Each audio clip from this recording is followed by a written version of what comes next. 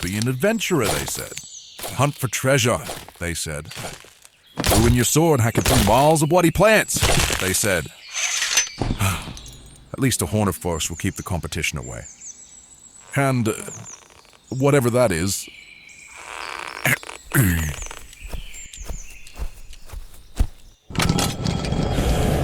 Oh, God damn it.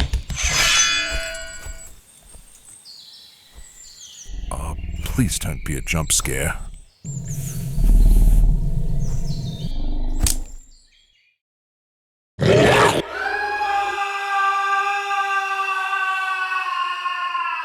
Hello! I wanted to challenge myself and make a silly animated short in Blender. The scene is loosely based on the Path of Exile 2 trailer and involves an unlucky adventurer striking out while looking for treasure in a haunted forest.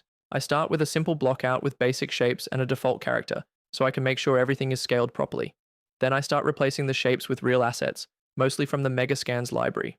I wanted to mess around with blending materials for the ground, so I created a master material and painted image masks to blend the different textures together. This ended up being a huge waste of time because I had to reformat my hard drive in the middle of making this scene and basically restarted from scratch. Plus I ended up covering everything with grass anyway. Pro tip, turn off automatically run scripts before opening suspicious blend files people send you. The detailing process is pretty incremental. Here I'm just trying different assets and tweaking their materials so they fit the scene better.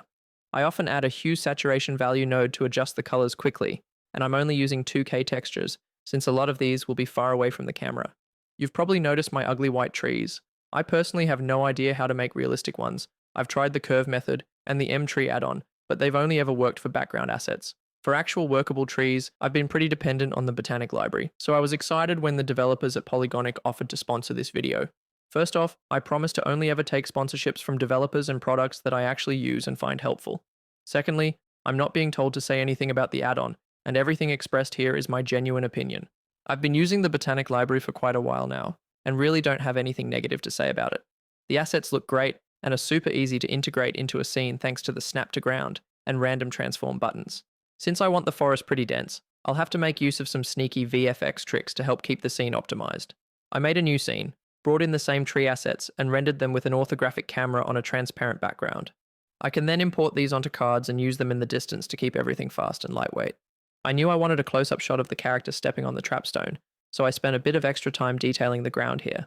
I'm using Botanic's scatter tool to add some sticks and debris to the scene. An additional grass layer on top helps sell the lush forest. For background grass, I repeated the same steps as the tree cards, and used a hair particle system to add it to the background terrain. The tomb ended up being a mashup of basic cubes and stretched Megascans assets. Again, I'm using the hue saturation value node to make the different assets look like they're from the same set. I mentioned before that I had to format my hard drive. When I went to reload the scenes, I was missing a bunch of materials. Thankfully, Botanic has an easy solution for this. I just clicked Find Missing Files, saved the project and clicked Revert, and it somehow just magically fixed everything. Lighting was one of the trickier pieces of the puzzle. I wanted something moody and atmospheric without being too dark where the viewer wouldn't see anything. I settled on an overcast HDRI on a low strength, with some area lights and volumetric fog. I also made use of Blender's light linking feature to add highlights to the characters where necessary. I knew I wanted the trees to move creepily in the wind. Luckily, Botanic has a built-in wind feature. Just convert the asset to editable and add a wind force. I lowered the strength to a cool forest breeze. For the two characters, I used Re-Illusion Character Creator 4. I'm still pretty new to this software, but the results so far have been good. I had to switch the control layout to Blender's because the default controls felt really bad. After importing, I had to parent the sword and scabbard to the character's hip bone in pose mode to make them stick. The animations are all from Mixamo. I'm really new to animating, and this was definitely a learning experience for me. I found the imported animation data was a bit noisy, so for most shots I deleted most of the keyframes, keeping only every 10th or so. This meant I could use auto keyframe and just modify the poses for these keyframes instead of trying to navigate the graph editor. A handy trick I used was copying the keyframes for selected bones from one animation to another. This is how I got the character turning and drawing his sword in a single animation. I'm not entirely happy with all of the animations, specifically the shots where he's sheathing his sword and sitting down to rest, but I've already spent enough time on this project and need to get on with others, so I'll cut myself some slack this time. Once I added the fog, I realized Blender was starting to chug along. So I duplicated the main scene multiple times, one for each shot I had planned, and individually optimized them to remove unnecessary assets and animation data. This is why planning ahead is so important. This strategy would only work if I knew exactly which shots needed which assets. The god rays were just a strong spotlight above the trees. By breaking the light up and then passing it through the fog, we get these nice dramatic beams of light. This had the unwanted side effect of looking a bit like daylight, so I'm not sure if I would do this in future night scenes. To have the trees react to the sword swinging, I used a simple deform modifier set to bend and keyframed the angle.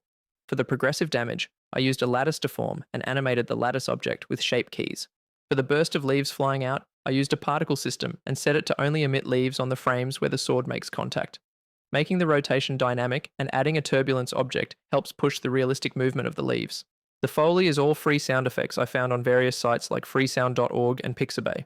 For the voiceover, I recorded my own performance and used 11 Labs' voice changer to make it fit the character better.